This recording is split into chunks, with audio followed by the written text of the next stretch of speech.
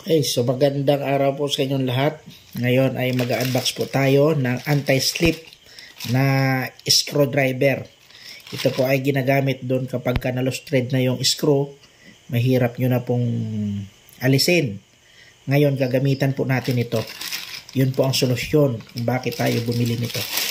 So, i-unbox na po natin.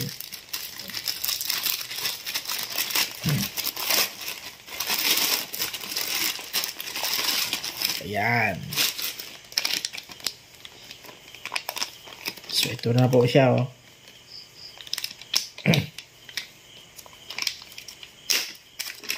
So, po natin. Ito na po.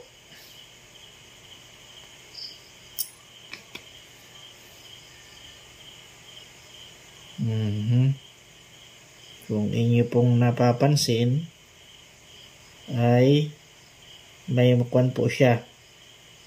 Hindi nyo lang po siya maaninaga ng husto, pero may kuan po siya. May ngipin po siya. May ngipin po siya. Hindi nyo lang po gasinong makita. Ayan po. Ito po. Ayan. May ngipin po yan. Hindi lang masyadong makita.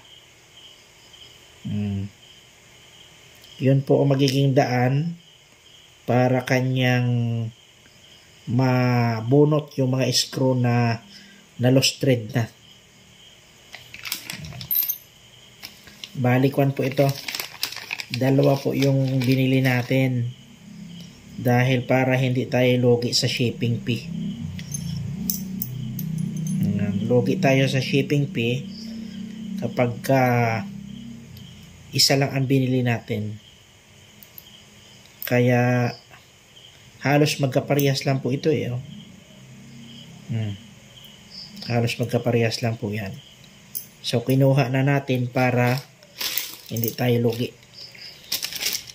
1 po yan ang kwan. Nasa 200 lang po yan. 1,900 196.34. Yan. At least kapag may na-lost thread tayo na screw, hindi na tayo mamroblema kung paano po natin huhugutin. Meron na po tayong magagamit. Ayan. Okay. Sana nakatulong po itong video na to sa inyo.